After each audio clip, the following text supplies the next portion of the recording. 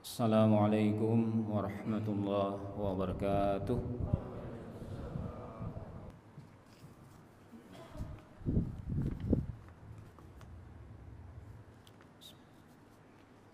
Innal hamdalillah nahmaduhu wa nasta'inuhu wa nastaghfiruh wa na'udzu billahi min syururi anfusina wa min sayyiati a'malina.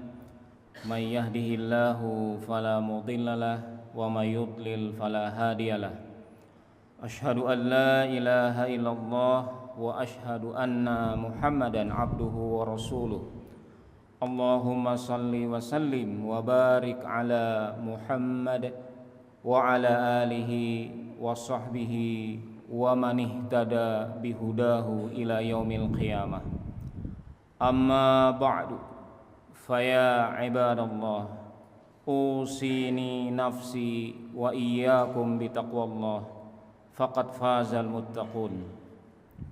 Wa qala ta'ala, ya ayyuhalladzina amanu taqullaha haqqa tuqatih wa la tamutunna illa wa antum muslimun. Shadaqallahul azim. Ma'asyiral muslimin rahimakumullah, segala puji hanya milik Allah, Tuhan yang Maha Pengasih lagi Maha Penyayang. Dengan rahmat dan kasih sayangnya kita diberi nikmat iman, nikmat Islam dan nikmat sehat, sehingga dapat berkumpul di masjid yang mulia ini. Salawat dan salam semoga selalu tercurah kepada junjungan kita Nabi besar Muhammad sallallahu alaihi wasallam beserta keluarga, para sahabat dan kita semua yang mengikuti ajaran beliau hingga akhir zaman.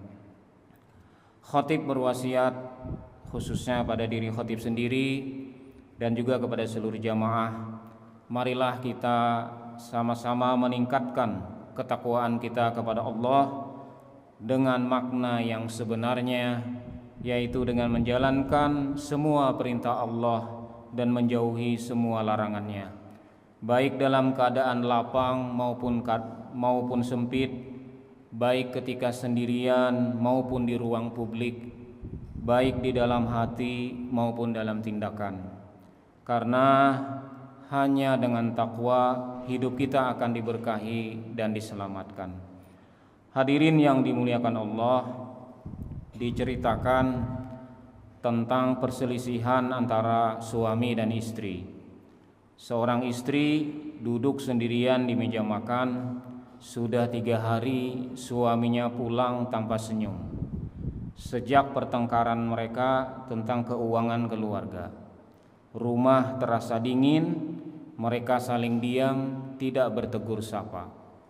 Suaminya merasa kecewa karena istrinya meminjam uang tanpa izin. Istrinya merasa tidak dihargai karena ia hanya ingin membantu adiknya yang sedang sakit. Malam itu istrinya menyiapkan teh hangat dan menulis secari kertas, "Aku mungkin salah cara, tapi tidak salah niat. Maafkan aku jika aku menyakitimu. Aku hanya ingin menjadi istrimu yang berguna." Lalu istrinya meletakkan kertas itu di samping cangkir. Esok harinya ketika hendak berangkat kerja, suaminya membaca tulisan itu. Ia terdiam, lalu kembali ke dalam rumah dan memeluk istrinya. "Maafkan aku juga, aku terlalu cepat marah. Terima kasih karena tetap peduli." Dan pagi itu rumah kembali hangat karena satu kata sederhana, yaitu maaf. Hadirin yang dirahmati Allah, dikisahkan juga seorang staf bekerja di sebuah kantor. Suatu hari ia melakukan kesalahan input anggaran yang membuat presentasi atasannya berantakan di hadapan para direksi. Atasannya marah lalu membentak stafnya itu di depan para pegawai yang lain. Staf tersebut merasa sangat terpukul ia tidak bermaksud berbuat salah, tapi ia diam mencoba menahan air mata. Keesokan harinya atasannya mendekatinya lalu berkata dengan pelan, "Saya minta maaf atas perbuatan saya kemarin. Saya terbawa emosi. Saya tahu kamu pekerja keras. Bolehkah saya perbaiki cara saya sebagai atasan?" Staf tersebut terkejut lalu tersenyum. "Terima kasih Pak, saya juga minta maaf atas kelalaian saya kemarin." Setelah itu hubungan kerja mereka menjadi hangat, bahkan semakin kuat, karena satu kata sederhana, yaitu maaf. Perselisihan tentu juga dialami oleh anak-anakku di madrasah ini, di asrama. Mereka hidup bersama selama 24 jam sehari. Menahan amarah dan memberi maaf menjadi kunci membangun hubungan yang harmonis di sekolah maupun di asrama. Memaafkan bukan hanya menyembuhkan luka, tapi membangun kembali kepercayaan. Di rumah, memaafkan itu bisa menghangatkan kasih sayang. Di kantor, memaafkan itu bisa mempererat profesionalitas. Di sekolah atau di asrama, memaafkan itu menciptakan hubungan yang harmonis. Maaf itu mungkin cuma satu kata, tapi ia bisa mengubah rumah yang dingin menjadi hangat, kantor yang tegang menjadi nyaman, suasana ruang kelas atau kamar asrama yang tidak nyaman menjadi nyaman. Hadirin yang dimuliakan Allah, beberapa hasil penelitian menunjukkan manfaat positif memaafkan. Misalnya Journal of Religious and Health menyebutkan bahwa memaafkan itu meningkatkan harga diri, membangkitkan kepercayaan diri, dan membangkitkan optimisme atau harapan.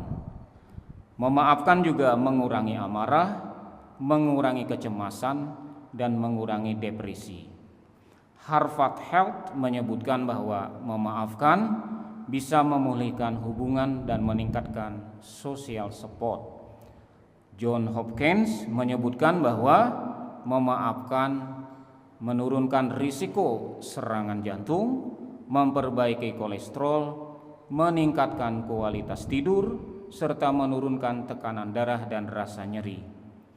Orang yang menyimpan amarah dan dendam dalam waktu yang lama akan merusak kesehatan mental dan merusak kesehatan fisiknya.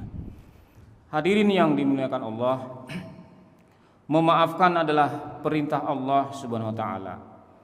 Memaafkan adalah ciri ketakwaan, memaafkan adalah kemuliaan, memaafkan bahkan menjadi salah satu nama Allah dalam Asmaul Husna, yaitu Al-Afu. Allah Subhanahu wa taala berfirman dalam Quran surah Ali Imran ayat 133 dan 134. A'udzu billahi minasyaitonir rajim.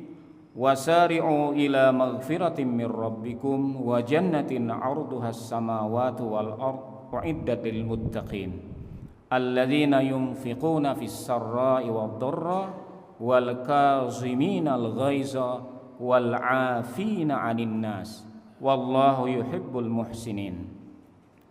Dan bersegeralah kamu mencari ampunan dari Tuhanmu, dan bersegeralah mendapatkan surga yang luasnya seluas langit dan bumi, yang disediakan bagi orang-orang yang bertakwa, yaitu orang-orang yang berinfak baik di waktu lapang maupun sempit, orang-orang yang mampu menahan amarahnya, dan orang-orang yang memaafkan kesalahan orang lain, dan Allah mencintai orang yang berbuat kebaikan. Menahan amarah dan memberi maaf adalah dua ajaran penting yang saling terkait dalam ayat ini. Menahan amarah adalah tindakan preventif, pencegahan agar kita jangan sampai melakukannya. Sedangkan memberi maaf adalah tindakan kuratif atau restoratif, yaitu memulihkan dan memperbaiki keadaan agar bisa kembali seperti semula atau bahkan lebih baik. Kemampuan menahan amarah dan memberi maaf adalah indikator orang yang bertakwa yang ganjarannya surga seluas langit dan bumi. Hadirin yang dirahmati Allah, dalam ayat yang lain Allah Subhanahu wa taala berfirman, wa jazaa'u sayyi'atin sayyi'atum mithluha faman 'afa wa aslaha fa ajruhu 'ala Allah innahu la yuhibbuz zalimin. Dan balasan suatu kejahatan adalah kejahatan yang serupa, tetapi barang siapa yang memaafkan dan memperbaiki hubungan, maka pahalanya jauh lebih besar. Pahalanya atas tanggungan Allah Subhanahu wa taala. Surah Asy-Syu'ara ayat 40. Dalam surah Al-A'raf ayat 199 Allah berfirman, khuzil afwa wa'mur bil 'urfi wa'rid 'anil jahilin. Jadilah kalian pemaaf dan suruhlah orang mengerjakan yang ma'ruf, serta berpalinglah dari orang-orang yang bodoh. Rasulullah SAW bersabda, wa ma zadallahu 'abdan bi'afwin illa 'izza. Rasulullah bersabda, tidaklah Allah menambahkan kepada seorang hamba yang memaafkan kecuali kemuliaan. Hadis riwayat Muslim nomor 2588. Hadirin yang dimuliakan Allah, dalam sejarah hidup Nabi terdapat contoh atau keteladanan tentang memaafkan. Misalnya Nabi SAW memaafkan penduduk Taif yang telah menyakiti beliau. Nabi menolak tawaran Jibril yang hendak membinasakan penduduk Taif. Nabi SAW juga memaafkan penduduk Mekah pada saat Fathu Mekah. Puncak akhlak tertinggi dalam memaafkan adalah memberi maaf kepada orang yang menyakiti kita di saat kita mampu membalasnya. Nabi memberikan maaf kepada penduduk Mekah di saat beliau sebenarnya mampu membalasnya. Beliau berkata ke penduduk Mekah, izhabu fa antumut tulaqa. Pergilah kalian bebas. Itulah kata-kata Rasulullah pada saat Fathu Mekah kepada orang-orang yang dulu mengusir dan menyakiti beliau. Hadirin yang dirahmati Allah, di zaman modern ini banyak terjadi kasus tentang memaafkan juga. Pada tahun 95 terjadi kasus pembunuhan di Amerika Serikat. Tariq Khamisa, seorang mahasiswa San Diego State University, berusia 20 tahun, ditembak mati oleh seorang remaja berusia 14 tahun.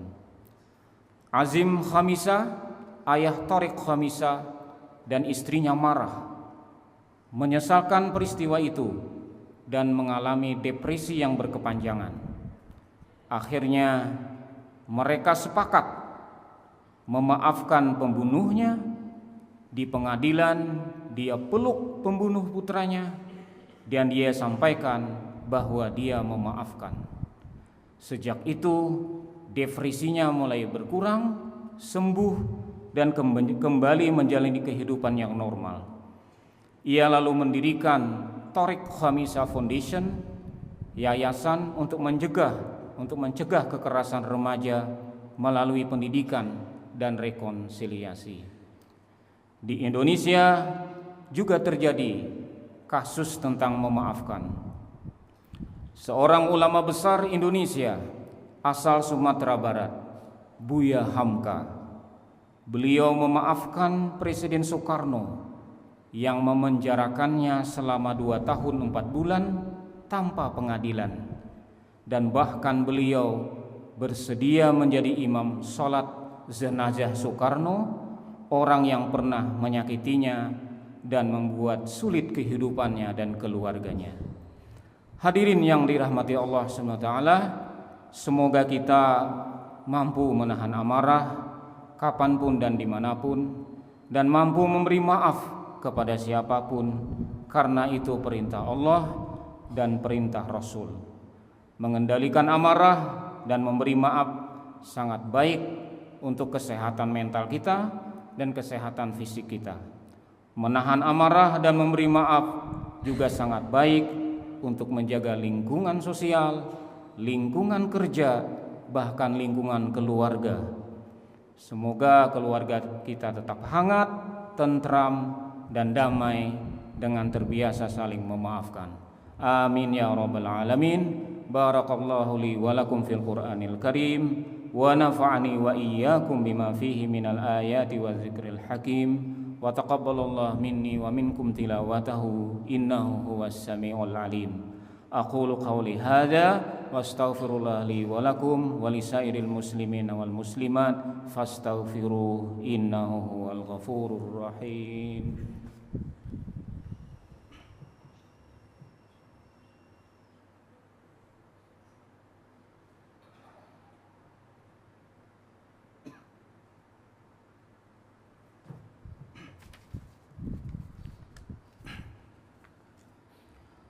Alhamdulillahi ala ihsanihi wa syukru lahu ala taufiqihi wa imtinanihi, wa ashhadu an la ilaha illallah wahdahu la syarika lah, wa ashhadu anna Muhammadan abduhu wa rasuluh ad-da'i ila ridwanih. Allahumma salli ala Muhammad wa ala alihi wa ashabihi wa sallim tasliman katsira. Amma ba'du, fa ya ayyuhan nas ittaqullah fima amara wantahu amma naha.